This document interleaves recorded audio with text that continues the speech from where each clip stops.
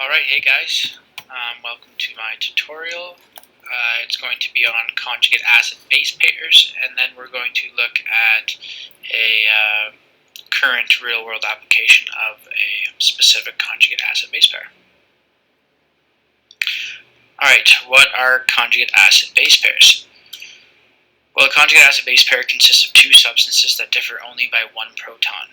So we can see that this molecule differ from this molecule by one proton.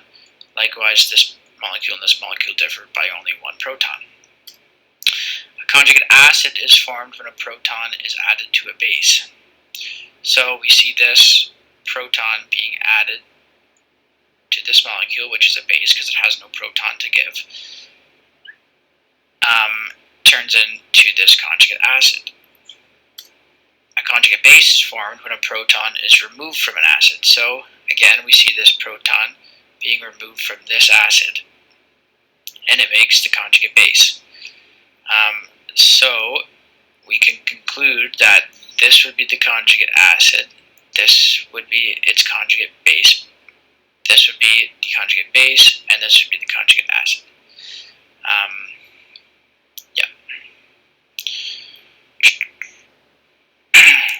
Alright, so now we're going to go over 3 practice problems for you guys to try. So you guys are going to identify all conjugate acid base pairs and then specify which is the conjugate acid and which is the conjugate base. So pause it and try it out. We can see it's pretty simple to see which molecules differ by only one proton. It's not a hard concept to grasp. And so then we can see that this molecule has an extra proton and this one doesn't. So this would be the conjugate acid, this would be the conjugate base. Likewise, this molecule doesn't have a proton, this one does. Sorry, that's an A. Okay. Pause it and try it out. Again, pretty simple to see which molecules differ by only one proton. This one has a proton, so it would be conjugate acid compared to this molecule, which does not have a proton. We see here, this one is a little bit different because we see that this still has a proton, this has 2, this has 1. So you can see that for something to be a conjugate base doesn't mean that it is a base. So this would be the conjugate base, this would be the conjugate acid, even though that in solution, this would, if you were to put it into water, it would donate a proton and it would be an acid, right? But it doesn't matter.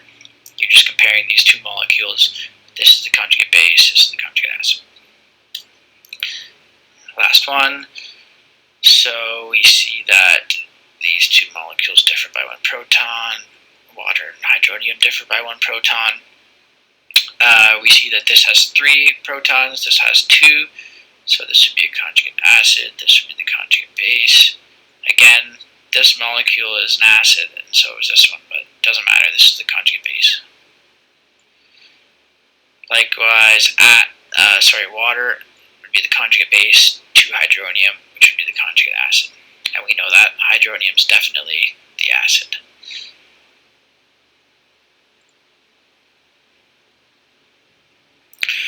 Alright, now that we understand what conjugate acid-base pairs are, now we can look at the hypochlorous acid and the hypochlorite conjugate acid-base pair. But before we dive into that, we first need to figure out how we get the hypochlorite. So we first start with sodium hypochlorite, which is produced by bubbling chlorine gas into sodium hydroxide.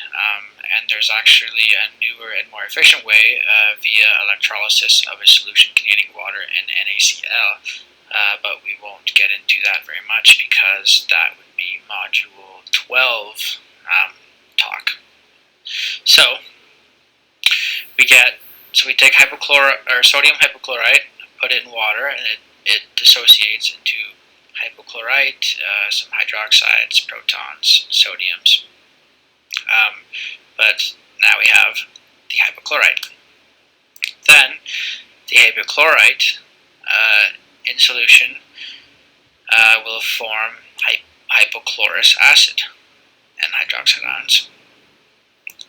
And So that's where we're going to get this equilibrium of this conjugate acid-base pair. This would be the conjugate base. Hypochlorous acid would be the conjugate acid. And so the Ka of this reaction is 3.5 times 10 to the negative 8. And that's the Ka, not the Kb, so that would be in this direction, referring to that direction. And you see that it's not that favorable to dissociate into the hypochlorite, so there would be mainly hypochlorous acid in solution. And then we take the negative log of that, we can see that the pKa would be 7.46.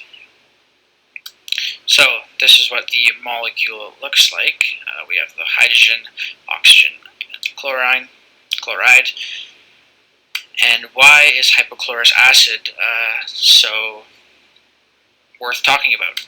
Well, it is a very good disinfectant, and we are actually using it right now for COVID-19. I don't know where this picture was taken, but basically in some places, before you can enter certain locations, they will completely spray you down with hypochlorous acid. And so that's what's happening here, and that's supposedly going to kill if any COVID-19 were to be lingering on your jacket or your hat or wherever it is, the hypochlorous acid will kill it. And so why is that? Why will the hypochlorous acid kill COVID-19? Why is it such a good disinfectant? Well, it's a very good oxidizing agent, and that should make sense because the oxygen and the chloride are fairly electronegative, and they're going to be stripping electrons left, right, and center. So we see from this diagram, this circle is actually like representing a bacterial cell or a viral cell. And so we see that the hypochlorous acid is going to diffuse right through the membrane because it's relatively small and it's a polar molecule, so it's gonna fly right through there. Then we see it's stopping DNA synthesis because it's stripping electrons from enzymes from the DNA itself. It's going to stop ATP production because, again, it's going to be stripping electrons from phosphates or from the adenosines or whatever. It's going to break DNA completely because, again, stripping electrons from the DNA. It'll stop protein synthesis by, for example, binding to the mRNA or maybe binding to the ribosome, or stripping electrons from those things. Basically, it's destroying the cell inside out because it's so oxidative and it's stripping electrons from everything. And it's 100% safe for humans because it's chemical free, it's non-toxic, and it's all natural. So HOCL is going to, if you remember from the last slide, it's going to dissociate into oxygens, hydrogens, and chlorides, which is all right. We can handle that because it's all throughout our body anyway. And so it's much safer than other chloride-containing disinfectants such as NaOCl, which we talked about already, sodium hypochlorite. That's like in bleach, for example.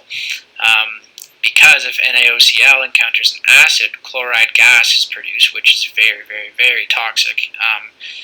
To us, it would kill us if it were to be going on throughout our system. And we know that our stomach is full of stomach acid, so there you go. If we were to consume NaOCl, a bunch of chloride gas is going to be produced, we would die. And so what's really cool about using hypochlorous acid as a disinfectant is the fact that we're literally copying our own immune system. So in neutrophils specifically, they take molecular oxygen, they reduce it, they form hydrogen peroxide, and then hypochlorous acid. And this is catalyzed by a bunch of different enzymes, of course.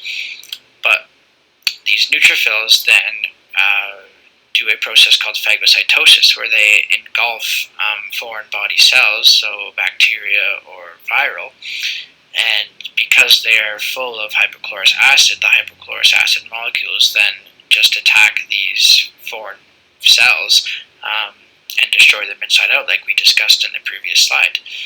And that's exactly how our immune system works in many cases. This hypochlorous acid just destroys invader cells.